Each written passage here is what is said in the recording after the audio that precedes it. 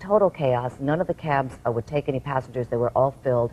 I actually had to ask somebody at a stoplight, a nice man. I said, excuse me, I must get to work. Could you take me? He said, no problem. Gregory Jarvis is his name. I thank you.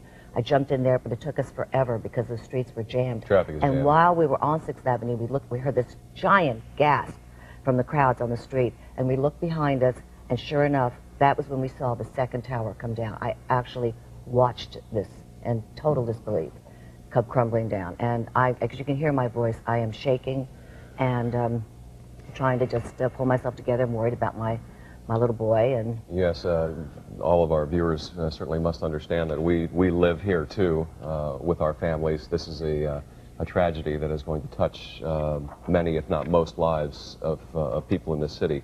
And it's an adjustment that we're having to make too, just to kind of accept the reality of this and pass along to you what is going on. What is going on is, as you look at Lower Manhattan, is that the World Trade Center is gone, destroyed by 2 jetliners, hijacked and crashed, each one into one of the World Trade Center towers.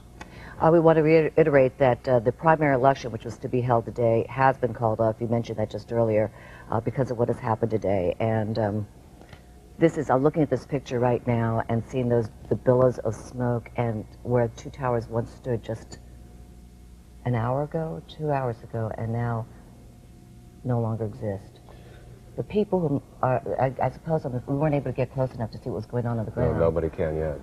But certainly you have to think that the scenario of the buildings collapsing, although the anti-terrorism police and the security police and the emergency management people are the best in the world here in New York City, and one can only hope that there was time to get the people not only out of the building but away from the building as well before the collapse came. Having said that, we still don't know how many people were killed in simply the impact itself or on board the planes. The 767 that was hijacked from Boston that crashed first, we have no word yet on what was on that plane, but one can only assume that on a morning flight on a Tuesday morning that it was filled with travelers. We have an eyewitness on the phone with us right now. His name is Jeremy Fox. Jeremy, can you hear me? I can hear you.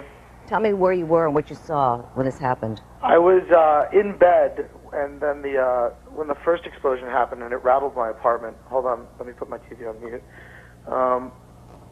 And then I got out of bed and I heard a lot of ambulances and sirens, and I went onto my terrace, and I live east of the Twin Towers, and I saw the explosion of the second plane. I couldn't see the second plane coming in. And here's a look at that second plane hitting tower number 1. Yeah, I saw that exact, and it was horrific, and it was a firebomb. I took pictures of it, and then I called all my friends to make sure they're okay. And then I was sitting out watching, I was on my terrace watching, you know, the fire and the horror and the ambulances downstairs, because I looked down onto the emergency room of Beekman Hospital, NYU Downtown Hospital. And as I was watching, the left building without the tower, without the satellite tower, blew.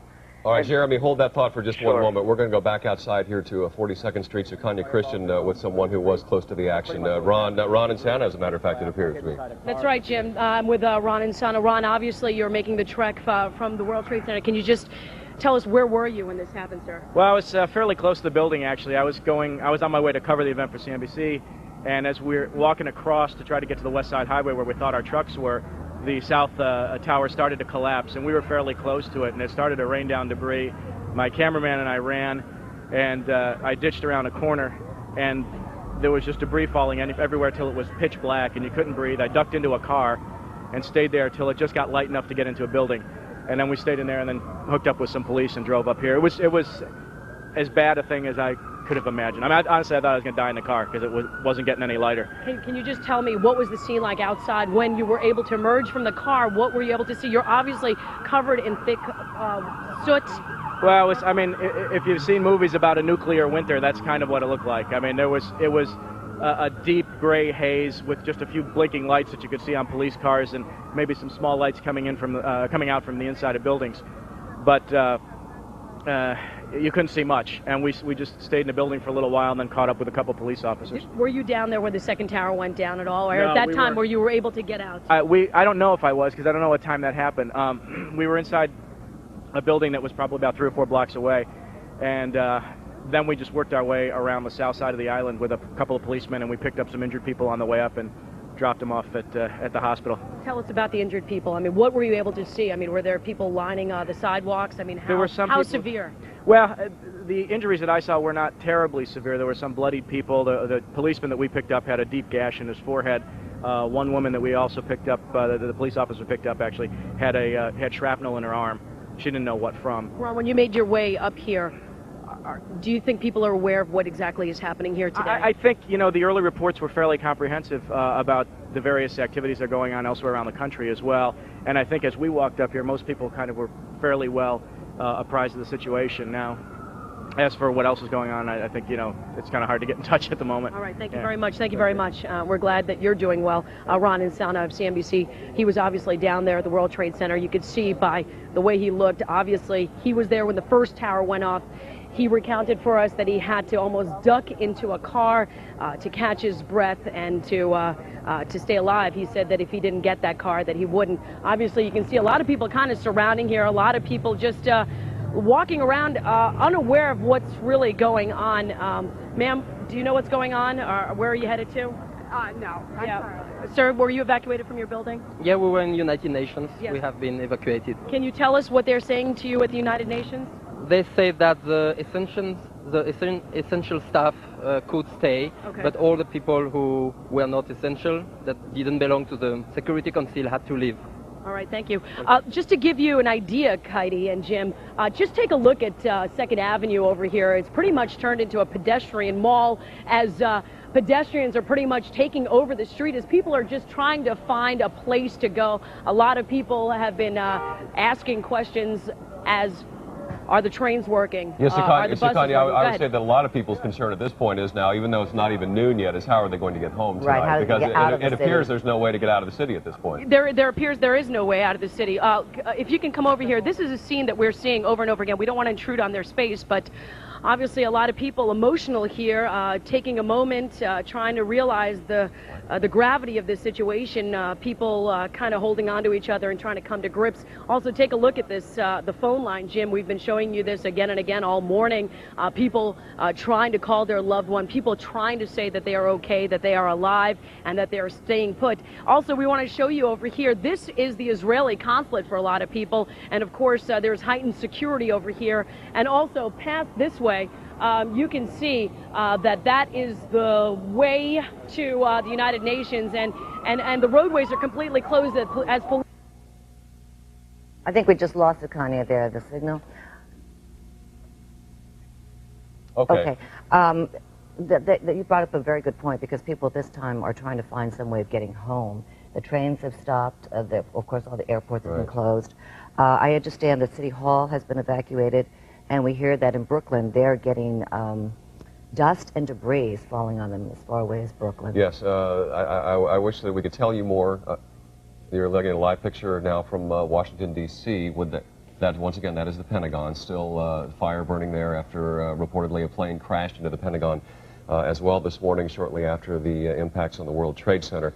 We wish we could tell you more about transportation issues right now, but obviously with the life-saving efforts that must be going on in Lower Manhattan, that has been pushed a bit down on the priority list. And I think the best thing that we can do for residents and commuters alike is to first get out of Lower Manhattan or stay in your homes where it's safe, and just try to hunker down and deal with this as best you can. It's going to be impacting our lives here for many days to come. Yes, it certainly is not a normal day in any way to speak of, and we just were told that the Yankee game has been postponed that was scheduled for tonight. Obviously, no one's going to be in any mood to celebrate or to play. No, and baseball. I think that's probably a security precaution as well, Kaidi. Exactly. The last thing that, there's the last thing that the government, that emergency management people want right now is large groups of people gathered in one place. Exactly. So that's not going to happen. Summing up, once again, if in case you just happen to be joining us or have heard something going on and want to get the latest is that the World Trade Center is gone. Each of the towers struck by a hijacked jetliner this morning, one just before 9 o'clock, one just after 9 o'clock. the plane that was struck by the second plane, or the tower that was struck by the second plane. Tower number 1 collapsed first. Here comes the second plane. You see the gaping wound from the first plane near the top. Here comes the second plane, reportedly hijacked from Newark Airport, directly Hitting into the building, virtually coming through it. the other side. About a half hour to 40 minutes later, the building just could not take it structurally and collapsed in a huge plume of smoke and debris. And a Giant gasp from the crowds on the street, and we looked behind us, and sure enough, that was when we saw the second tower come down. I actually watched this in total disbelief, come crumbling down. And as you can hear my voice, I am shaking and trying to just pull myself together. I'm worried about my little boy. And I'm looking at this picture right now and seeing the billows of smoke, and where two towers once stood just an hour ago, 2 hours ago, and now no longer exist. The people who are, I suppose we weren't able to get close enough to see what was going on the ground. no, nobody can yet.